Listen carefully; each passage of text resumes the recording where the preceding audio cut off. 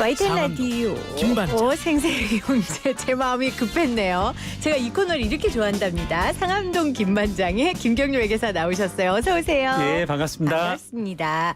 그 대규모 환매 중단 사태, 이 라인펀드 충격이 채 가시지도 않았는데 이 네. 옵티머스 펀드가 터졌어요. 네. 그러니까 생생경제에서도 사실 이 관련된 내용을 저희가 꾸준히 알려드렸는데 네. 현재 3일 회계법인이 옵티머스 운용에 실사에 들어갔다는 내용을 제가 접하고 네. 도대체 이런 일이 터졌을 때 회계법인이 하는 실사는 어떤 건지 궁금하더라고요. 또 이 실사가 되게 중요하잖아요. 그렇죠. 그래서 오늘 회계사인 상암동 김반장과 함께 나눠보도록 하겠습니다. 먼저 옵티머스 자산운용에 무슨 일이 벌어진 겁니까? 우리 이제 청취자분들이 이해하기 쉽게 한번 예를 들어본다라면 약간 민망할 수도 있지만 우리 다 이제 남학생들은 40, 50대 남자들은 회자 되는 경험이 있어요. 청계천에 가서 비디오 테이프를 사서 집에 와서 틀었더니 동물의 왕국이더라. 뭐 이런 것도 있고 최근의 사례로는 뭐죠? 뭐 핸드폰인 줄 알고 택배를 시켰더니 집에 와서 열어보니 벽돌이더라. 이런 일이 지금 옵티머스 자산운용에서 벌어진 건데요. 먼저 최초에는 이제 환매 중단이 되면서 네. 일이 벌어진 거죠. 투자했던 고객분이 투자사 판매사에 가서 나 이렇게 만기가 됐으니까 돌려다오, 돈으로 돌려다오 했더니 나 안 돼. 없어. 네, 나 없어. 사실은 이게 환매 중단 어려운 단어를 쓰는데요. 이게 다 앞으로 부도죠. 그렇죠. 부도가 난 이 말, 거죠. 예. 내가 돈 맡겨놨는데 어디 김 씨한테 맡겨놓은 것도 아니고 이 씨한테 맡겨놓은 것도 아니고 네. 은행에 예. 아니면 이거 판매처에 맡겨놨는데 나 돈 그렇습니다. 없어. 금융기관. 이게 그래서 이제 그 라임이라든가 기타 여러 가지 뭐 디스커버리 펀드다 뭐다 해서 청취자분들도 우리 국민들도 너무 익숙해져서 둔감해진 것일 수 있는데 저 역시 이걸 보면서 이제 상당히 황당했던 게 뭐냐면 판매사에서 공표했던 판매 제품과 전혀 다른 제품을 팔았다는 겁니다. 그러니까 이제 애초에 이게 우리 양두구육이라고 하겠죠. 이제 판매사에서 판매한 팜플렛에는 뭐라고 적혀져 있냐면 한국도로공사, 한국토지주택공사의 매출 채권에 투자한다. 그러니까 말만 들어도 얼마나 안정적이에요. 그렇죠. 얼마나 든든해요. 그렇습니다. 그러니까 공기업 매출 채권에 투자하겠다고 한 거죠. 조금 이제 오히려 지식이 깊으신 분들은 야 매출 채권에 어떻게 투자해 하실 텐데 이제 자산유동화증권 이른바 이제 ABS입니다. 네. 한국도로공사가 1년 후, 2년 후, 3년 후, 4년 후에도 여전히 우리 그 톨게이트를 통과하시는 분들에게 수수료를 받을 거니까 안정된 수입원이 있고요.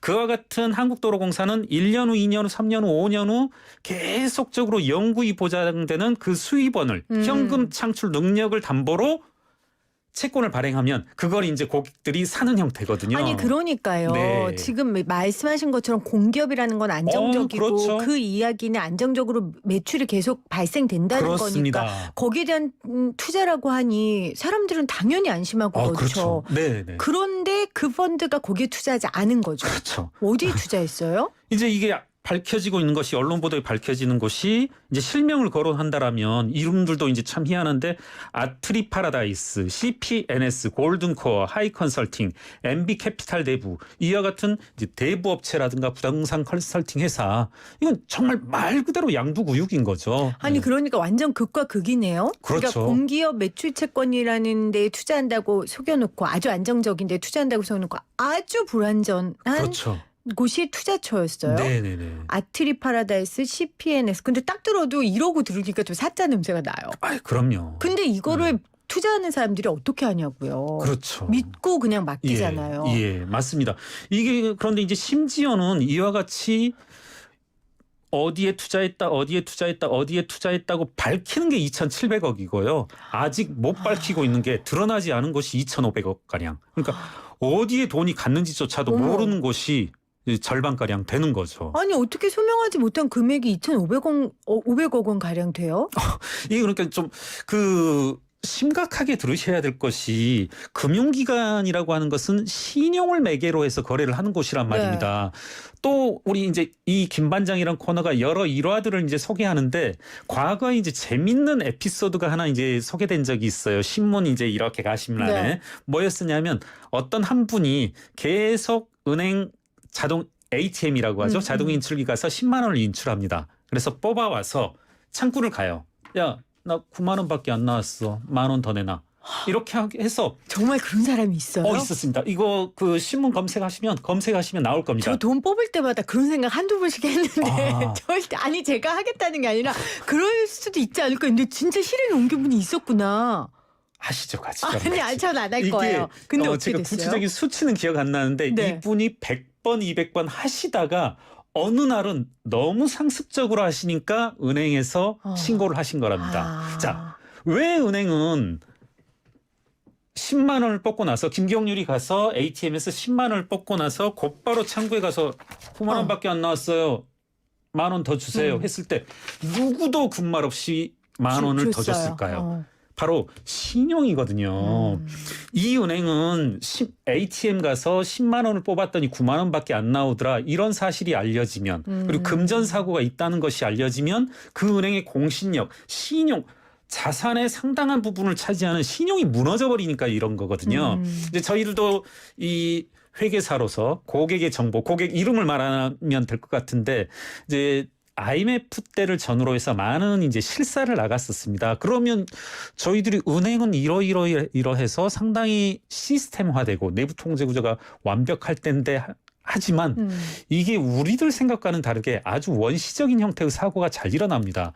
제가 왜 이런 말씀을 드리냐면 지금 이것도 그것이죠. 지금 저로선 대단히 황당한 게 은행에서 자신들이 팔고 있는 상품이 뭔지를 몰랐다는 거예요. 네.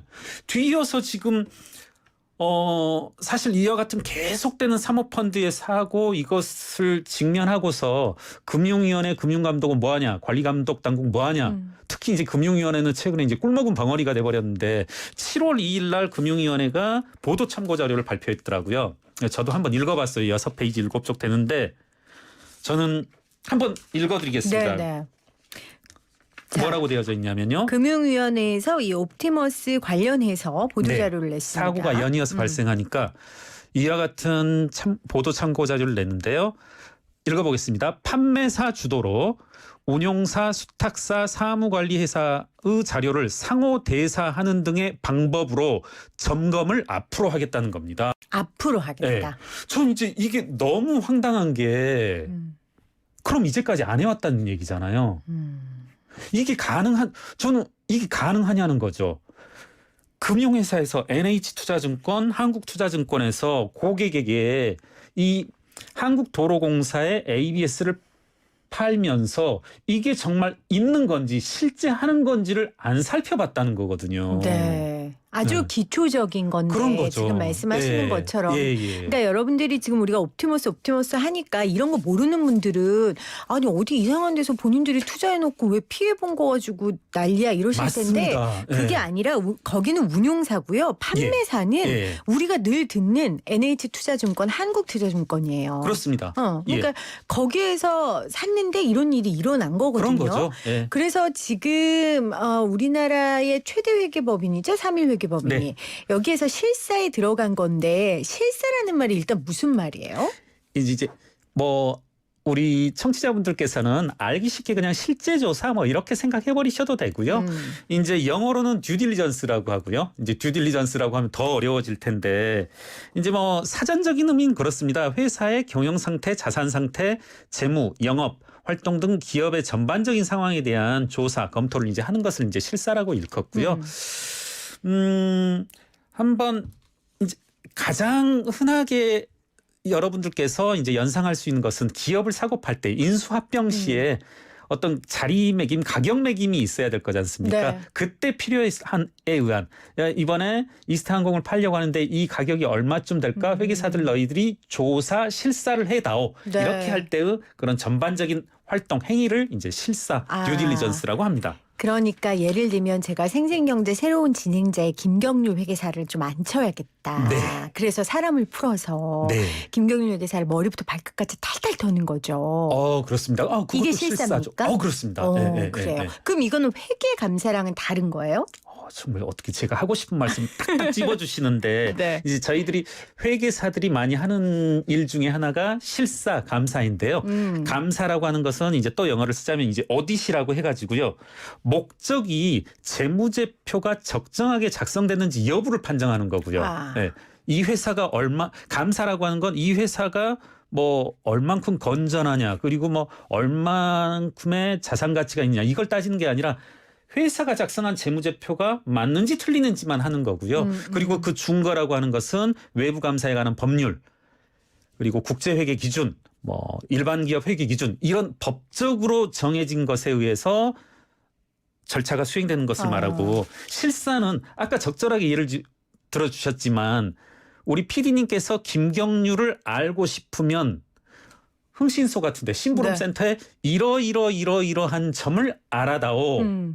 이렇게 의뢰를 하지 않습니까? 이걸 이제 어그리드 어펀 프로시저스라고 해가지고 합의에 의한 절차입니다. 법적으로 정해진 절차가 아니라 의뢰인이 김경률을 특정지어서 재산 측면 무슨 측면 여자 관계 이런 걸 알아줘. 걔가 뭐랄까 학력 이런 거 나 관심 없어. 그리고 이미 드러났고 걔 이제 좀 멍청하더라도 쓸 수 있으니까 전혀 학력에 관심 없고 이런 부분만 대해서 해다오. 네, 그런 합의에 따른 절차에 따른 보고서를 써주는 게 이제 실사고요.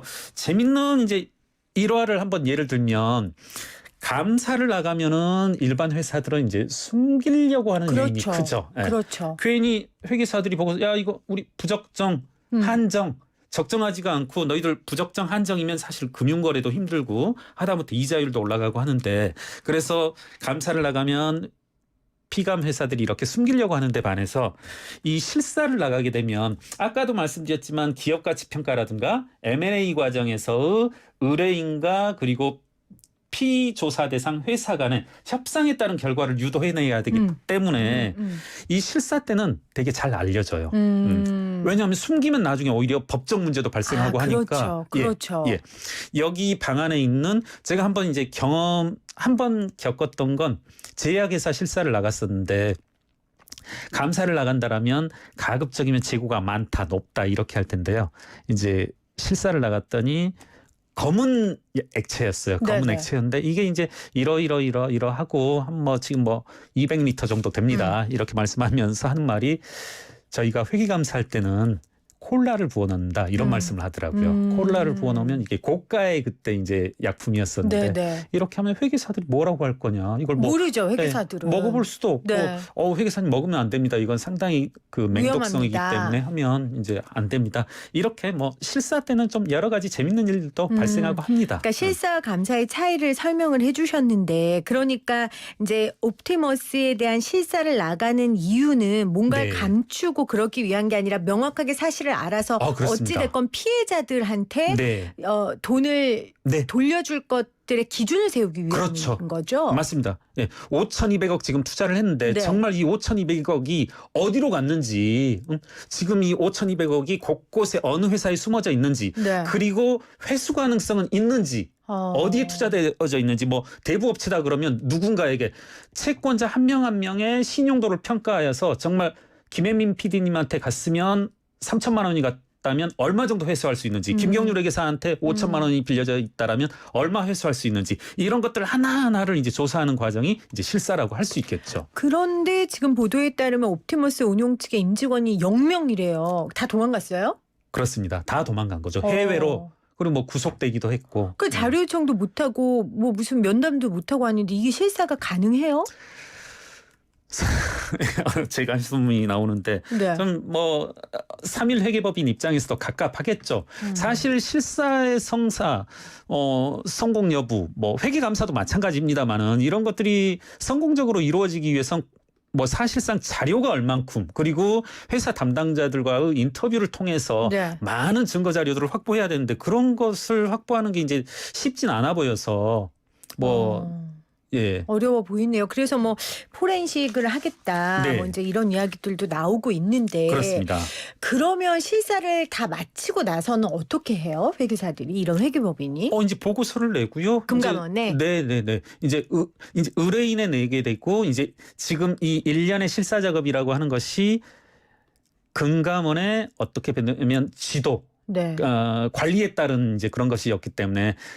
판매 회사가 실사를 의뢰하고 그 확보된 실사 보고서를 금감원에 보고하는 형태이지 않을까. 그리고 이제 지금 언론 보도에 따르면 채권의 등급, 투자처의 등급을 A, B, C 3등급으로 나누어서 우량, 보통, 부실 이런 식으로 나누어서 등급으로 가치 매김을 하겠다고 그렇게 이제 밝혀인 것으로 알고 있습니다. 네. 라임 같은 경우에서도 이런 실사를 통해서 예. 이제 예상 손실액을 좀 확정하고 네, 뭐 투자자들의 분쟁 조정을 한 경험이 있어서 그렇습니다. 네, 그래서 사실은 이 실사에 대해서 궁금했던 게 펀드 사고가 자꾸 나기 때문이었어요. 네. 근데 이게 펀드 사고가 이렇게 계속 나는데 이것도 결국 사모펀드인 그렇습니다. 지금 이거 그렇죠? 사모펀드죠. 근데 예. 사모펀드 참 문제 많은데 이거 어떻게 해야 돼? 왜냐하면 사실은 그 금융위원회 은성수 위원장이 네. 저희 방송에 나오셔서 네네. 내가 봐도 사모펀드 어렵더라. 그 말씀하셨거든요. 그런데 어렵다.